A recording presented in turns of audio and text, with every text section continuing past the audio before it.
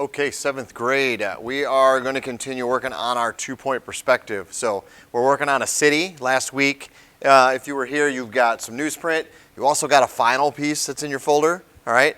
So I would recommend maybe messing around on the newsprint a little bit longer, but not too much. I'd start working on that final. Remember, you're going to have a horizon line, so you're going to decide whether this goes landscape or portrait. You can decide all that. I would lightly put in the horizon line, and then you need your 2 vanishing points, all right? You need both of those. We need both of those for what we are trying to do. Now, 90% of your lines are either going to go straight up and down, or they're going to go at an angle towards your point. There'll be a rare occasion where maybe something will be rounded, but all of these lines are either going straight up and down, or they're going to one point or the other. But they will not be going straight across except for your horizon line. And like I said, that's going to disappear after a while here. All right. So when you start working, like I said, you're going to decide whether you want this to go landscape or portrait. I would not draw very dark for your horizon line because it will, like I said, go away. But you definitely want those vanishing points. Okay. So when you go to start, I would start with the things in the front. The closest, they're a little bit easier. We also want to start to think about where we want our superhero to go. All right. So here is a copy of my final. I'll show you piece by piece. So I've got my light horizon line in here. I've got my vanishing points to each side.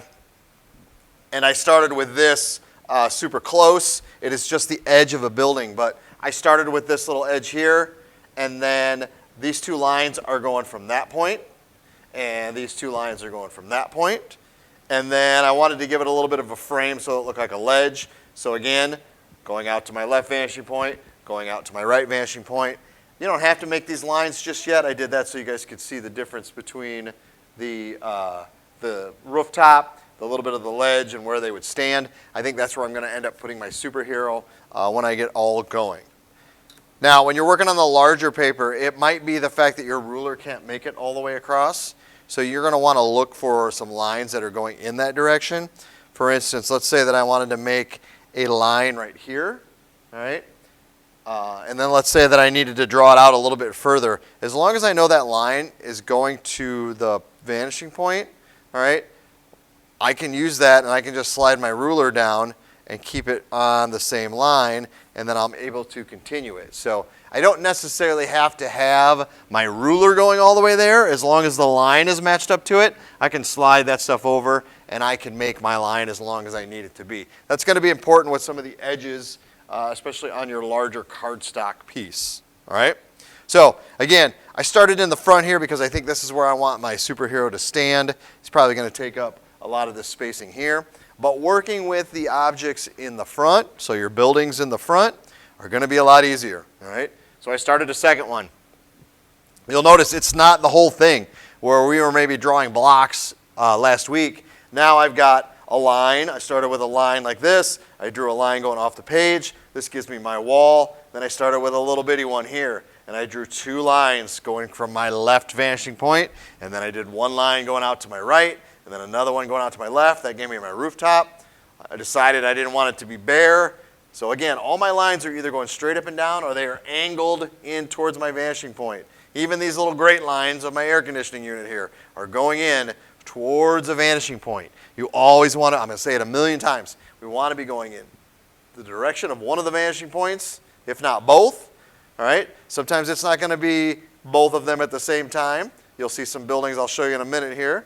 But even my windows, my lines are going that way. They're either going straight up and down or they're going to the point. My brick lines are either going that way or straight up and down. So my bricks end up only using that vanishing point because they're on that side of that building.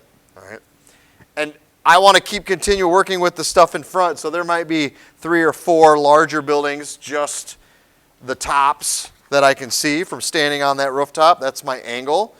But remember, I showed you some different angles last week, all right? But it's pretty easy to do these. I start with just a line. You know, if I wanted to create one here, I'm going to make sure that I'm lined up to the point on both sides. All right? However wide I want that to be. I can't see the bottom, So I'm not going to worry about that right now. I'm just going to make sure my lines are going straight up and down. So now I've got a building. I might want to work on the top part, so I got to cross them over. And I don't have to worry about doing anything on the bottom of this because it is hidden by my buildings in the front. All right. The amount of detail, you can work on that a little bit in the front. These are going to be more detailed, and as it goes towards the back, they'll get less and less detailed. All right. Pretty much when I got my bigger ones put in, then I started doing smaller ones. All right. And that's what's going to happen. You'll notice my horizon line starting to go away, but I still got my vanishing points here. And now I'm just kind of filling them in, and this is how easy it is. You can just start with a line. So maybe I want this one to go behind this larger one. And then I'll take the top, and I'll go in the direction, and it depends on how wide I want it to be. And then I go with some lines going straight down. And on all of these, I don't really see the bottoms. There's a couple of them I can see the bottoms just because they're in an open space. That helps with a little bit of the depth, so that helps it make it look like it's going off into the distance. But I'm just going around now, and I'm just tucking in some smaller buildings to get my cityscape. All right, that one goes off that way. Oops, that one goes off that way, and so on. And I'm going to keep doing that and try to load it up as much as I can. I haven't really put any detail into those, but I am making it as much of a city as I possibly can. Again, here's my points. So my horizon line is pretty much non-existent. Plus I'll probably tuck in a few more here and there. I may even save this space for my name of my superhero, and then that way when he or she is standing here and they've got that name, then I've got my good city, and I'll start going in and adding some of those windows. Remember, that stuff doesn't take too much effort. Like I said, last week you could do a few lines going up and down, and that gives you a lot of really nice windows for little effort. All right, I would definitely recommend. I think I've got here's my cardstock one, so it's quite large. And I could even, I guess, if I wanted to, put my superhero here. They could be standing in here in this area. So I've got a few spaces, depending on the action that they are doing. But I definitely want to load it up. And definitely getting these boxes in, then I can just go in and start adding details, little things here and there. Maybe I want a billboard there, or maybe I'll put some antenna on the top of here. Maybe there's some spray paint vandalism or something like that.